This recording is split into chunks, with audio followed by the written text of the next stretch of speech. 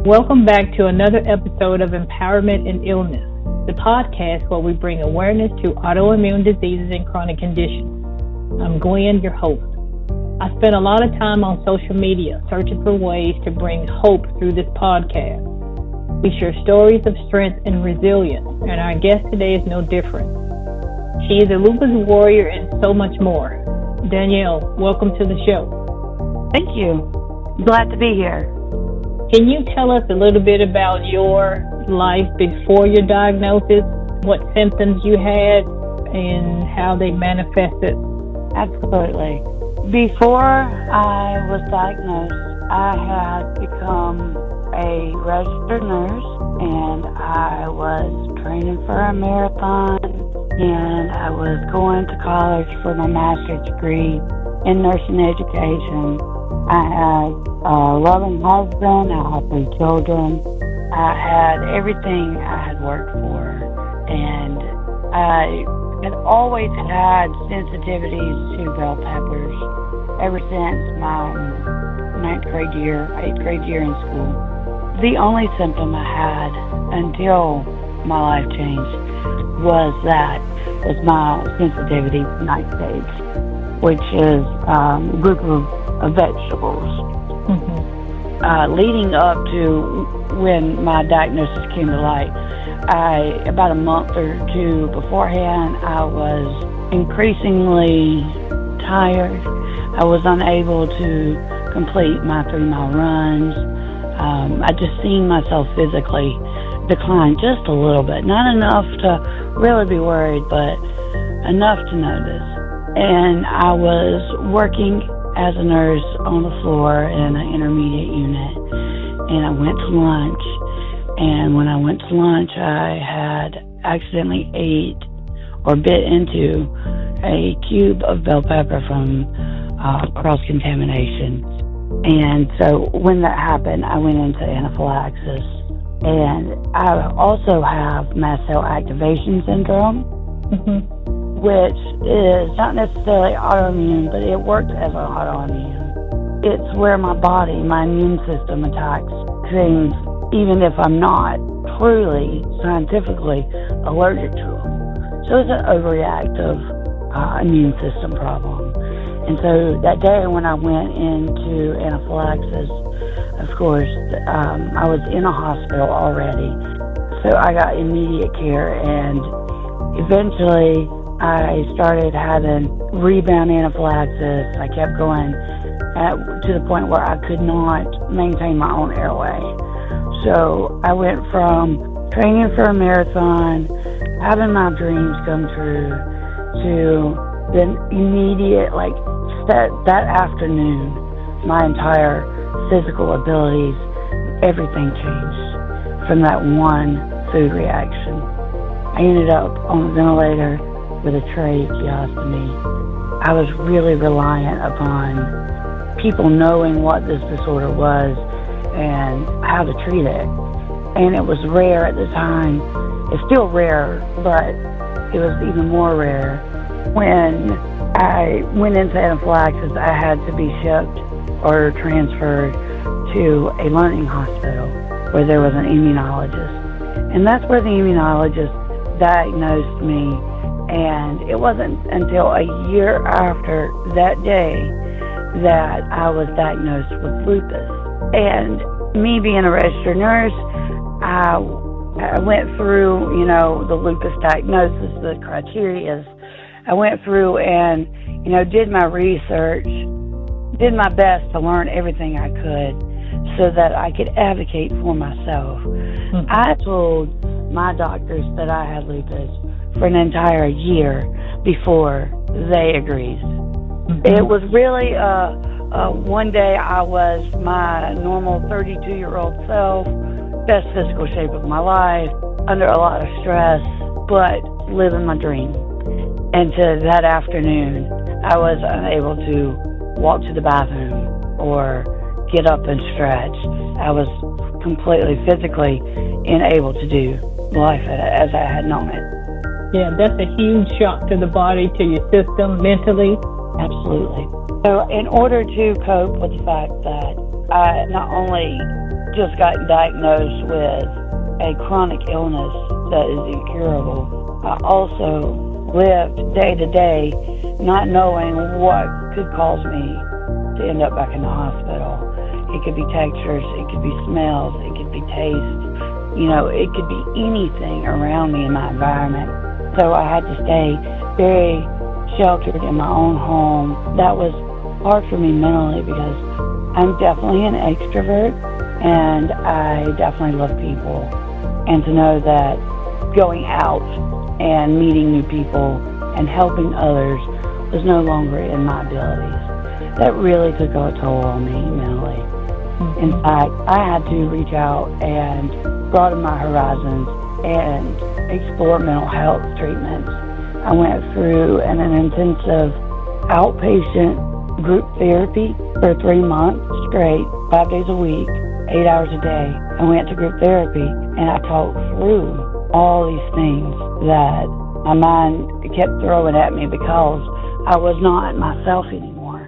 I could not do my nursing. I could not run. I could not walk. I couldn't do anything that my life revolved around beforehand. Wow, that's a lot to handle at one time.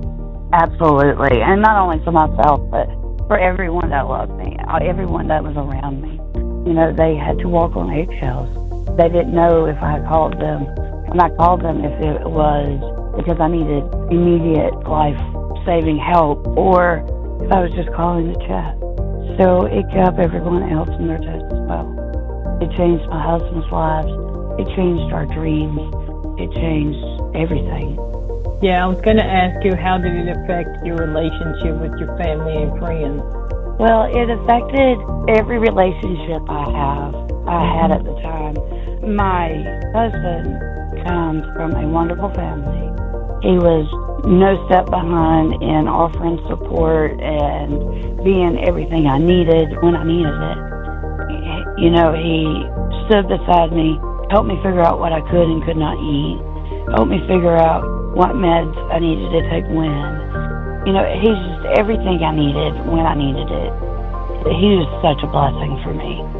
My mom, it changed our relationship. We never had a great one, but it really hurt me to know that she was too afraid to be alone with me because she didn't know that she could help me the way I needed help when I needed it.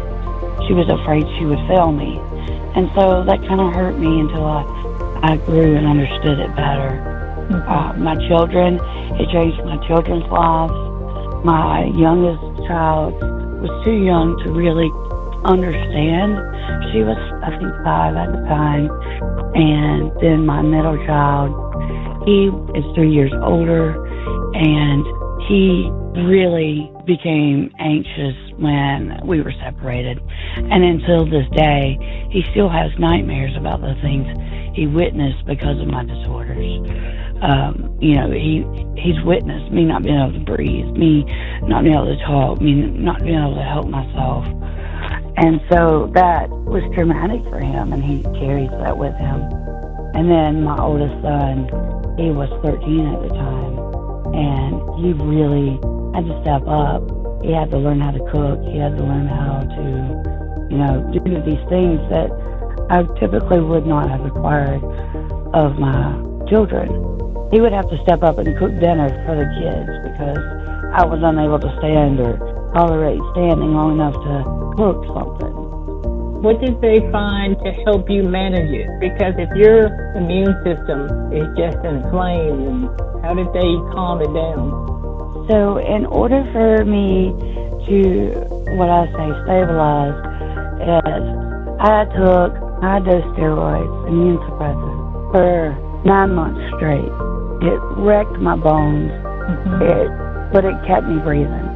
And then my immunologist stepped out of the box and was thinking, if we don't know how to calm her down without completely suppressing her entire immune system, but that's what we have to do. So I was started on methotrexate, and it calmed my immune system down enough that I stopped the anaphylaxis reaction, and I was able to start healing. But if it hadn't have been for that low-dose chemo med, then I don't think I would have survived it. Well, I'm glad that they found a treatment that was effective. Yes, it is effective, and it definitely has its ups and downs. I mean, exactly. Of course it helps me live, but it also damages my liver. It has all these side effects. But you have to think, if I don't take this med, my entire family has to live on eggshells. But if I take this med, I may end up with liver failure, or, my bones could deteriorate further. It's the price you pay for having a chronic illness. Yes.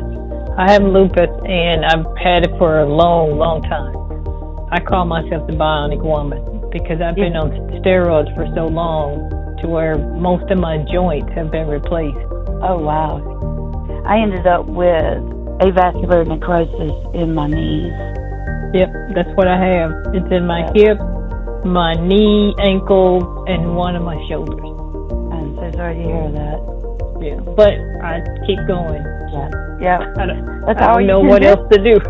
Right? Yeah, that's all you can do. And I was the type of person before I got sick that, the world is my oyster.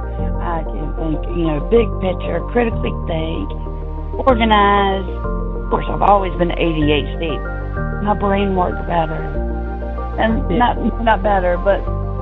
And so you're clear. Yes, more clear. That's it.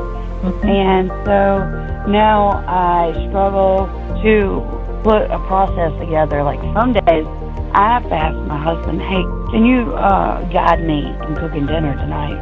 Because my brain's just not braining. And what that means for us is that I stand and do the cooking, but if I'm forgetting an ingredient, he can say, hey, don't forget the onions, or don't forget that, or hey, you didn't turn on the stove. You didn't turn off the stove. So sometimes I have to ask to be babysat so that I can still function in my role as a mother and a wife and a homemaker and not burn the house down. How does that make you feel that you're relying on them so much? So initially, I'm 5.5, 6 years in now, but initially it was degrading. Initially it made me feel less of a woman. It made me feel like less of a wife, less as a mother, less as a person in general, where I can't even do this or I can't do that. But now I say, can't never could. Because if I tell myself now, oh, you can't do that. You can't. That's too much walking for you. You can't do that. Then I won't. And I won't be able to if I try. But if I tell myself, hey, we're going to do this, but we're going to take breaks on the way through it. And find other ways to do stuff. Then I started feeling like I could again. And telling myself, you can do this. You may not do it like you did before, or in the same method, or the same efficiency, but you can do this. And you just take it one task, one problem, one day, 1 hour, 1 minute, whatever you have to do, one moment at a time. Absolutely. Because it becomes overwhelming if you don't. Absolutely. I mean, it's daunting to think of all the things I used to do that I can't do anymore, or I can't do the same way. And so once I decided this is a label, but it's not my label. It's not who I am. It is only a diagnosis. And being in the healthcare system, I knew how my body was functioning and what went awry and when. I understood what was happening. But that didn't help my mental ability to get through it. I had to, make sure I didn't talk negative to myself. I had to make sure I debunked, the negative thought processes on, like the I can't. I can do it differently now, is what I have to tell myself. It took me a long time to get to that point because I was taught or thought that I was sick. that whole sick mentality. You can't do certain things. You can't move too much. You need to sit down. You need to rest. People around you are telling you, take it easy. So they treat you a certain way. You start to feel that way.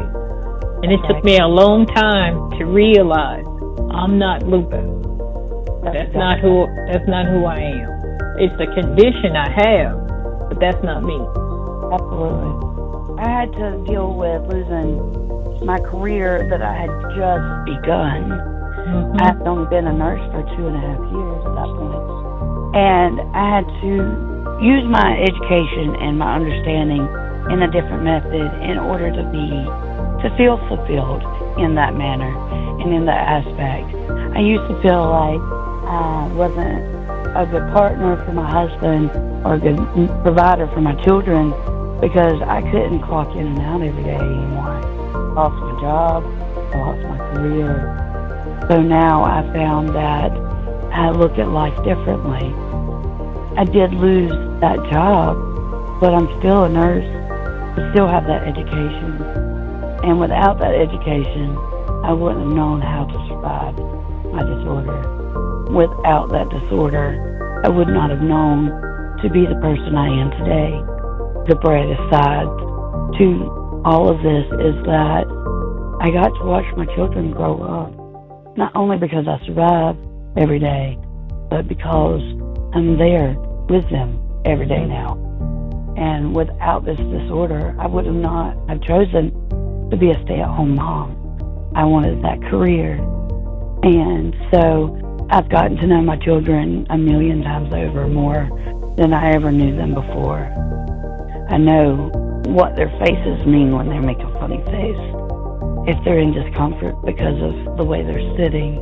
Just the little things that you know about somebody because you're with them day in and day out that I would have never picked up with beforehand. And I can be more well-rounded for them. I can be everything I want to be for them just because I was unfortunate enough to have this diagnosis. There's blessings in this thing. It is. And it's really a matter of finding that silver lining that works for yourself. Yes, I get to be I found that I'm a better person, compassionate. Mm-hmm. And I am more, less black and white. You know what I mean? Like, that gray area is more comfortable for me now. Whereas before, it was right or wrong, very scientific thought processes. It just made me a more rounded person. So you worked in the healthcare field. How did you feel being on the other side?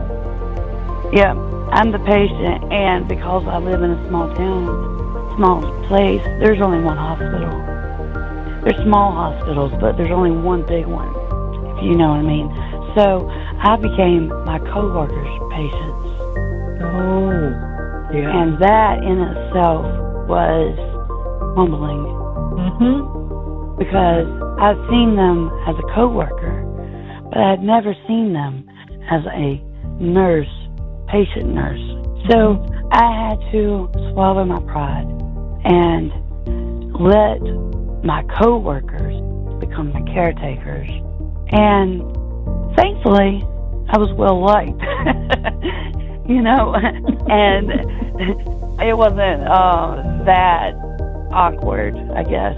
Of course, I was able to request that I have female nurses, that my male coworkers didn't, invade my personal space, things of that nature. So that made it easier. But I had to allow them to take that role and not force myself into that role as a caretaker for myself because it was out of my hands. From that point, it was out of my hands, and I actually started a Facebook page. It was called Transitioning from Healthcare Provider to Patient. And I worked through the problems I had with that, of pride and dignity, and because I was their charge nurse. I was in charge, running circles around the unit. Like, they knew me as a very strong nurse, a very strong coworker. very organized, and then when I become a patient, I'm the opposite of those things. I feel weak. I feel uneducated. I feel the unknown weighing on me, and I just had to take in confidence that I knew, they knew what they were doing from working with them. And so I think it ended up helping me that it was my coworkers tending to me and not random other nurses, because I wouldn't have gave those reins up to just any nurse. Right. And to make it even more awkward, my father-in-law worked on the unit that I was a patient on. And so it gave my nurses that tended to me a little bit of stress, knowing that they were tending to their coworker's daughter-in-law. Mm-hmm. So small town is just something you get used to. But I had to weigh the pros and cons about it being people I knew. Mm-hmm. So, what advice would you give someone that's just recently diagnosed? Oh well, I wish somebody had told me, this is the end of a chapter, not the end of your life. This is the end of what is known, but no one's saying you can't learn new. Mm-hmm. And to not give up on yourself, mentally, physically. Take care of yourself where you know you can. Speak up when you don't know something. If your doctor's talking to you, or your nurses, whoever's taking care of you, is talking to you and you don't understand, raise your hand. Be proud to say, I don't know what you're talking about. Can you help me learn? And the more you're willing to learn, the more people are able to help you understand what your body's doing and why your body's doing it, so you can take care of yourself better. And just mainly negative thoughts, they have no place in surviving chronic illness, because you are what you tell yourself you are, and you can't do what you tell yourself you can't do. But we do deal with depression. That is part of it. Absolutely. Especially in the beginning, because we go through that grieving process. Like you said, you are this vibrant person. You had this life. You're going. You're doing everything. You're just moving. Yeah, absolutely. And then you hear a term, chronic condition, autoimmune, and you're thinking like, okay, what's that? So you have to learn new languages, learn things about medication and symptoms and all of that. So it's a grieving process, because that person, not saying that it's gone, it's just altered. Absolutely. And so you're depressed. How do you normally handle depression? In the podcast, like every show that I do, I call it Healing Heartbeats, where I tell people to just give themselves time to just grieve. Feel it, cry, scream, whatever you have to do. When I do feel that depression creeping back in, because, if you want to do it in any sort of measurement, I was diagnosed as well with major depression. And now I'm no longer in that category. And so when I feel it coming back, I can feel myself detaching from people around me. I can feel myself, woe is me. If I tell myself, yes, this sucks, but it's not going to be forever. Like, I get really down when I find that I'm unable physically to do something the way I know how to do it. So amongst all of this, I was diagnosed with conversion disorder. And basically my body does not respond to stress as if in the chronic textbook way. The textbook way is not my way, apparently. So I have to regulate my emotions so that my brain can process them, basically. Mm-hmm. And so I acknowledge that I feel bad. I acknowledge that I feel depressed and that I'm withdrawing from my family. And I acknowledge that. I absorb it and sit with it. And then I'm going to make small steps to move back in the right direction. I don't expect myself to snap out of it. Right. You know, I sit with it, acknowledge it, I accept it, and then I kind of just make small steps to get back in the right direction. And what that looks like for me is just not, after dinner, not going to my she shed and sitting alone and watching TV. It may be as simple as watching TV in the house, or something simple as watching TV in the same room with someone else. Just being present in the moment and taking it one step at a time. And I go through that so often now that can feel it helping and remembering what I did last time when I felt this way, or, you know, how did I get through that moment? And it usually always goes back to debunking negative thoughts. Absolutely. One last thing I just wanted you to know, and everyone else to hear, is that just because I can't help others like I used to doesn't mean I can't provide help to my community in other ways. I don't have to give medical advice to use my education, or medical treatment to use my education to better my world or my community's world. And so I found other ways to fill that need for me so that I didn't feel less than or unable to. That's how this podcast started. Really? I don't know much about podcasts. I wanted to reach out. I go on social media. You've seen me in the little chat rooms. I'll send a message out saying I want to meet people, because I know I'm not the only person. There's a lot I may not be able to do to help someone, but I could at least try. Exactly. And if I help one person, then I've succeeded. Exactly. So that's why I do the podcast. I reach out to folks. I try to do research on different topics, different chronic conditions, different autoimmune diseases. And so I'll try to put it out there. That's how I feel like I'm giving back. I can't go out there and run a marathon. That's right. I used to love dancing. I can't dance like that anymore. I move around just a little bit because I get tired, and then, you know, my knees may not want to work that day, but it doesn't stop me. I still go. I still continue to move.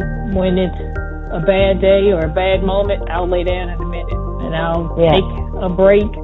I don't feel guilty anymore. Good. Like I said, I've had this thing for a long time. So my group, my community, my support system, they already know. That's great. But like you said, you started a Facebook page. If you're reaching out to people, I say kudos, continue, because every little bit that we do helps. Thank you. And then I met this doctor online, and I interviewed him. I listened to that one. You know, he's saying something about some cytokines.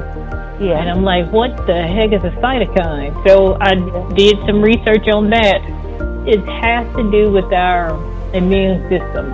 Like they come and they help, but they come at the wrong time. Listening to him, maybe it is our diet. Maybe it is our environment and what we're doing. We don't rest enough. We may not be eating the proper nutrients that our body needs. When I was coming through that, I actually did go on to a low histamine diet. I changed the way I ate.